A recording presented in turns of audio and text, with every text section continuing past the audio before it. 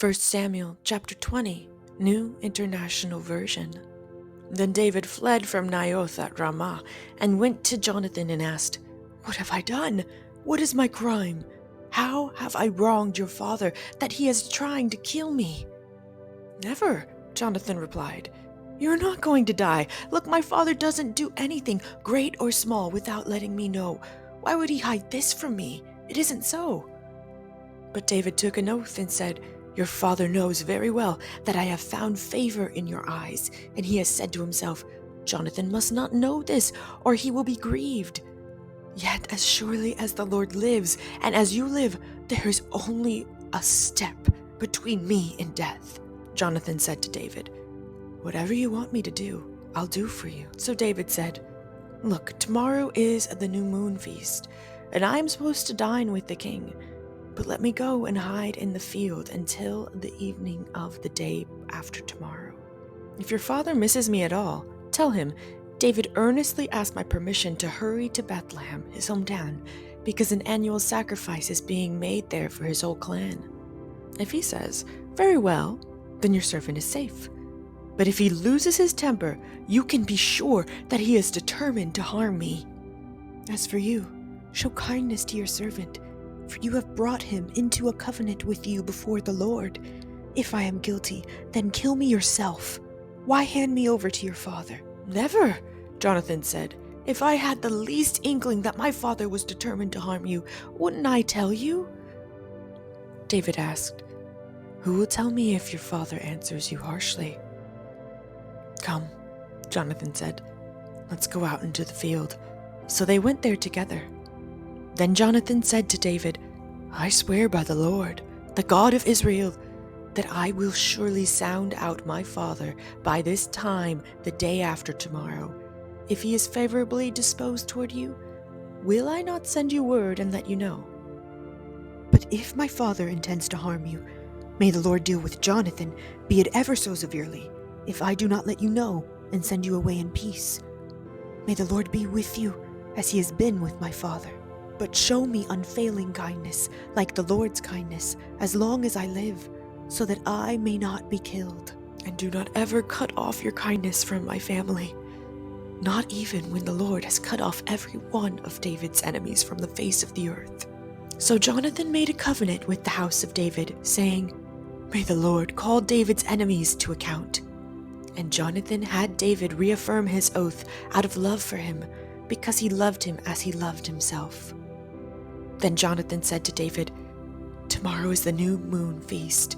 You will be missed, because your seat will be empty. The day after tomorrow, toward evening, go to the place where you hid when this trouble began, and wait by the stone Ezel. I will shoot 3 arrows to the side of it, as though I were shooting at a target. Then I will send a boy and say, 'Go, find the arrows.' If I say to him, 'Look, the arrows are on this side of you, bring them here,' then come, because as surely as the Lord lives, you are safe. There is no danger. But if I say to the boy, 'Look, the arrows are beyond you,' then you must go, because the Lord has sent you away. And about the matter you and I discussed, remember, the Lord is witness between you and me forever." So David hid in the field, and when the new moon feast came, the king sat down to eat. He sat in his customary place by the wall, opposite Jonathan, and Abner sat next to Saul, but David's place was empty. Saul said nothing that day, for he thought, "Something must have happened to David to make him ceremonially unclean. Surely he is unclean." But the next day, the second day of the month, David's place was empty again. Then Saul said to his son Jonathan, "Why hasn't the son of Jesse come to the meal, either yesterday or today?" Jonathan answered, "David earnestly asked me for permission to go to Bethlehem. He said, 'Let me go, because our family is observing a sacrifice in the town, and my brother has ordered me to be there. If I have found favor in your eyes, let me get away to see my brothers.' That is why he has not come to the king's table." Saul's anger flared up at Jonathan, and he said to him, "You son of a perverse and rebellious woman! Don't I know that you have sided with the son of Jesse to your own shame and to the shame of the mother who bore you? As long as the son of Jesse lives on this earth, neither you nor your kingdom will be established. Now send someone to bring him to me, for he must die." "Why should he be put to death? What has he done?"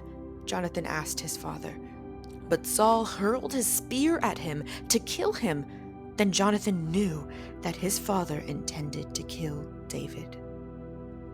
Jonathan got up from the table in fierce anger. On that second day of the feast, he did not eat, because he was grieved at his father's shameful treatment of David. In the morning, Jonathan went out to the field for his meeting with David. He had a small boy with him, and he said to the boy, "Run and find the arrows I shoot." As the boy ran, he shot an arrow beyond him. When the boy came to the place where Jonathan's arrow had fallen, Jonathan called out after him, "Isn't the arrow beyond you?" Then he shouted, "Hurry! Go quickly! Don't stop!" The boy picked up the arrow and returned to his master. The boy knew nothing about all this. Only Jonathan and David knew. Then Jonathan gave his weapons to the boy and said, "Go, carry them back to town." After the boy had gone, David got up from the south side of the stone and bowed down before Jonathan 3 times, with his face to the ground. Then they kissed each other and wept together, but David wept the most. Jonathan said to David, "Go in peace, for we have sworn friendship with each other in the name of the Lord, saying, 'The Lord is witness between you and me, and between your descendants and my descendants forever.'" Then David left, and Jonathan went back to the town.